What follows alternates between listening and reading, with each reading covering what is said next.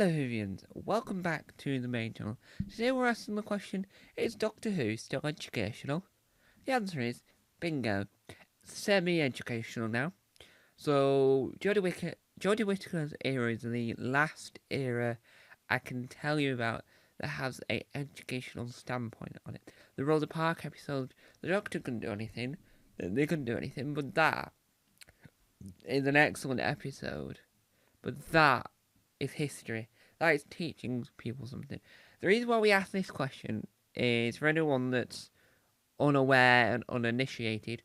Back in the 60s, in 1963, Doctor Who was given to the world as a children's entertainment educational program. The time travel element was time travel to a historical place to solve a historical problem.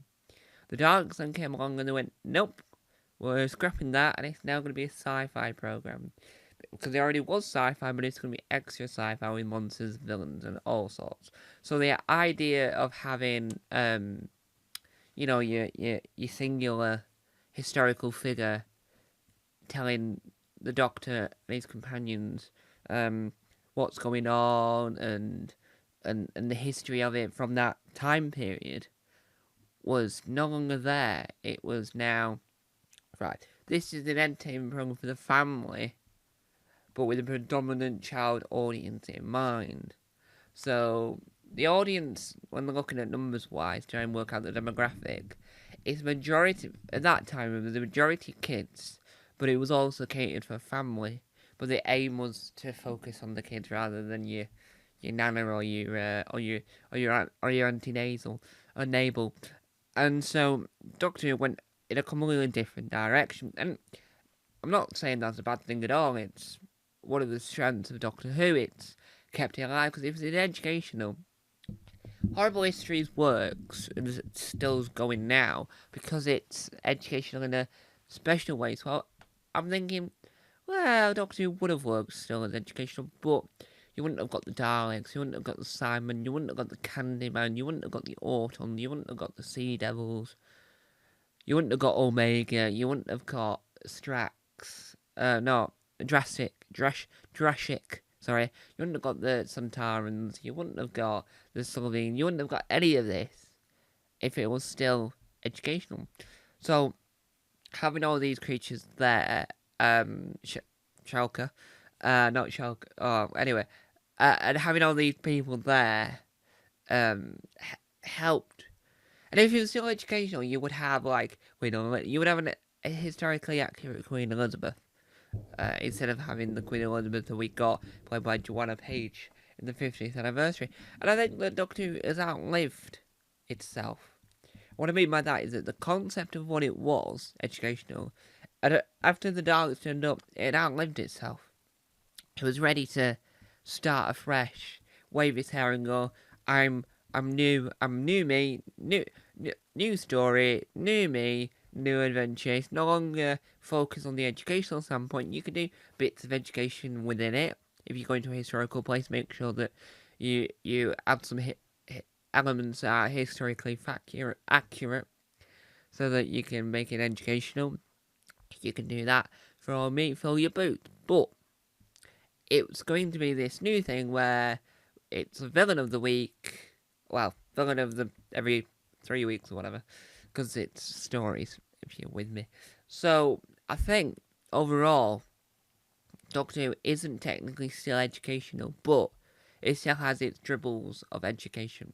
So the Rosa episode, as I mentioned, from Jodie Whittaker's era, is heavily educational, rather than substantial of the main villain, because in that episode, the main villain really doesn't do much, and they get upset that they can't do more for Rosa. So it's leaning more on the educational side than it is any other side. But you look at it from a standpoint going, right, I think that education comes in all different shapes and sizes, and Brian Cox did a whole university lecture thing for the BBC about Doctor Who and time travel, so that says there is some science to gain from it, even though science fiction is fiction.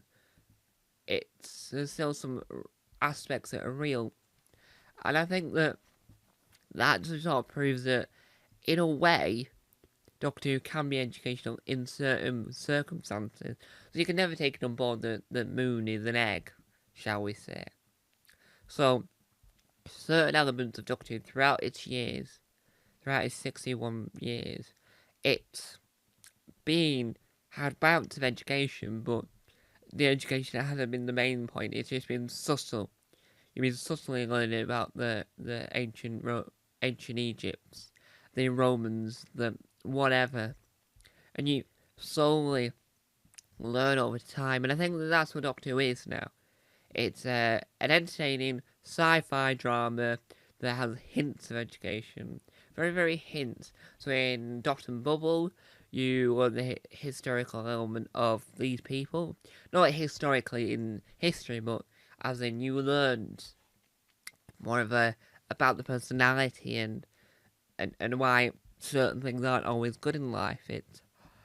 I think the speech at the end that Ncuti gives really sums up the educational standpoint within Doctor Who. It's not just educating in a facts and figures and statistics way, it's educating in the humanity sense. So it's educating people on how not to behave, and it's educating people that everyone should be loved no matter who they are, and that's what really, really works well for Doctor Who in the educational standpoint. Now, I think that's what really works. But in the beginning, it was more heavily implied that we want it to be facts, facts, facts. You have cavemen, they have to be fact checked to make sure that the cavemen in this are accurate to what the school curriculum's telling you, so that kids are learning whilst watching this fun entertainment program. So, what do you think? Is Doctor Who still educational? Let me know in the comments wherever you're watching this video. Thank you guys for watching. Time on to out. Bye.